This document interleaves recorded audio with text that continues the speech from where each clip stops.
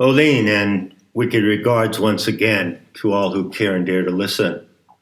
This is the main professor, founder of NEMATA, the Sophianic School of Arts and Sciences, and I'm here with another talk on the theme of war of games.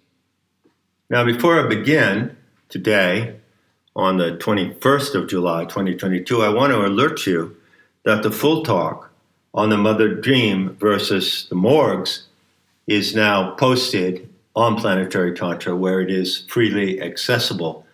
And I advise you again strongly to look at the template, the main document, a one-page PDF, which compares the 8 components of a morgue with the 8 components of the MOTHERDREAM. Also, if I might take a moment to talk about my work at the school, it would be my pleasure to do that, and also to my benefit, because I know that I can deliver better what I have to say if you are on the same page as me, obviously, and if you're current with what I'm doing. So I'm looking at the landing page for Plantary Tantra right now, and in the process of releasing these talks on War of Games, I'm simultaneously reorganizing and restructuring the material on that page, which gives access to an enormous amount of material. And I have to tell you, it's been quite a task. So as you look at the page right now, and anyone can look at it, even if you're not a registered visitor, you'll see that it shows you the image of a cheetah approaching, which in some respects could be the power animal of Planetary Tantra, which represents the dreaming power of the Aeonic Mother, your Divine Mother, Sophia. And you'll see that I've linked to a theme song, which is The Hawk, written by Chris Christopherson and sung by Richie Havens. And you do well to listen to that short song, which contains those lines quoted there. So finding your way into Planetary Tantra, I'm reading down the page. There's a yellow block that explains that PT, which originated in 2008, has always been free. And then there's more text, and I've indicated that I'm working on the operator's manual for Planetary Tantra. So there's a talk on that subject with a tentative outline of that manual. And then you come down to what is called the course curriculum. And there you have units which you can link from the panel. And these units are organized on NEMATA for all courses. They're organized in blocks. Now, I have to tell you that the organization of the material of Planetary Tantra into categorical or thematic blocks is no easy job. And I've been struggling with this quite a bit. But my intention right now is to leave it as it is. So the first block that you encounter is the Primacy of Self-Love. Well, that's where I want you to start in Planetary Tantra. To understand what is self-love is extremely important if you have any desire to enter this practice. Also, the key talk, how your sense of humanity must change. And then, of course, there's a link to a Q&A I did recently. And then there's a block that says, well, where to begin? Now, I don't even know where to begin in telling you where to begin. I mean, honestly, I don't. I'm pulling it together now, finally, after all these many years. What is it? 14 years. And I'm quite satisfied with how it's going, but I'm not there yet, so bear with me. I think what I'm going to do is I'm going to create an open rectangle on the course landing page. And in that open rectangle, which I will title War of Games, I'm going to place all the talks and texts that belong to this current series you're listening to right now. I think I'm going to do that, and in that way, you'll have direct access to them, and I won't post them as a block in the curriculum panel with links to the units in the block. I could make War of Games, obviously, a block, like the other blocks you see there. where to begin, PT orientation and basics, Sophianic animism, new on PT, cruising the Dakini shifts, the Turton on video, background, the gallery of the Devatas, the Shakti cluster. You see, these are some of the blocks already on Planetary Tantra. And they represent the limit to which I have been able to organize the material till now. So I'm juggling with those blocks, but I'm inclined not to make a block of units out of War of Games. It is outstanding upfront material.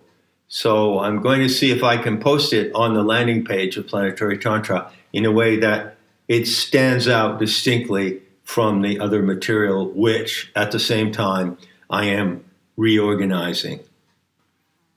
Hey, anything I can do to keep me off the streets and out of trouble, right? So what you're listening to now on YouTube is a preview of a full talk that will be found there on the landing page. And I'm calling this talk, of course, the main title or theme is War of Games. I'm calling this talk The Secret of Inner Space. Now in this talk, I'm not going to go into the particulars and technicalities of gameplay with the Mother Dream. But it occurred to me, as this material is emerging, as I'm finding a new approach to get Planetary Tantra out, that it would be relevant to go into this subject. Now, to me, I don't know how it will come across to you, but to me this is a profoundly intriguing subject. And in order to give you the background, and this is merely a background orientation talk to the Mother Dream, I have to go back quite a way in my life, and I have to review certain work that I did in Santa Fe back in the 80s. And I'd like to do that so that I can give you the benefit of knowing how something emerged, how an insight or realization emerged through my studies with alchemy, which began actually around the age of 10. And I want you to know about how that emerged in the past and how I made this discovery so that you can perhaps appreciate it from its origins. You see, if I come to you and I hold out my hand and I have a treasure in my hand and I say, here, take this treasure, and you look at it and it's a wonderful magical tool or a gem or a flower, or maybe it's some kind of medallion. It's a wonderful, beautiful, magical treasure, and I could just hand it to you. That's one thing. But then I could also tell you how I discovered that treasure, and that's what I'm intending to do in this talk, previewed here, which will be posted in full on Planetary Tantra. So it goes back to my fascination with alchemy, which began at the age of 10.